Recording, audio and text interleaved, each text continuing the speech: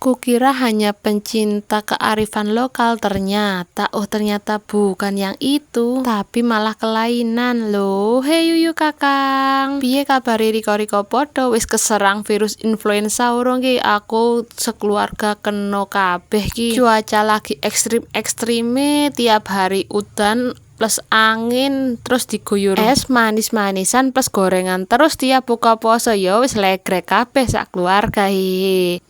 Kembali meneh nang topik awal, kelainan. Jare aku baru ngerti lo umur 30 tahun kok ki ono kaya ngono kuwi. Tak kira mono biasa wae, tiap nang VT selalu komen bikin konten lagi kak pakai jari. Ternyata kelainan jan. Tak kira zaman cilikku mbiyen sing paling serem ditotol, ternyata ono medhi jarik to. Nangon daerah Riko podo ono ora medhi totol. Nanggonku mbiyen zamanku sekolah ono ngono kuwi. Tiap bali sekolah serasa uji nyali soale dhewean terus nek bali. Maneh nglewati Mula Ombo plus perkebunan tebu pora horor. Dadi mbiyen setiap bali sekolah selalu nggawa amunisi, yaitu watu gede-gede nggo persiapan ngampleng nek wong sewaktu-waktu nongol. Soale nek bali sekolah aku dhewean, wis ketinggal kancan-kancane. Aku bali sekolah lanjut blonjo nang pasar ngukulaan warung mamaku. Kadang nek ketemu gurune nang pasar ngumpet-ngumpet soale wedi ndak dikira dolan, padahal kuwi aku blonjo ngrewangi mamaku. Biyen pas zamanku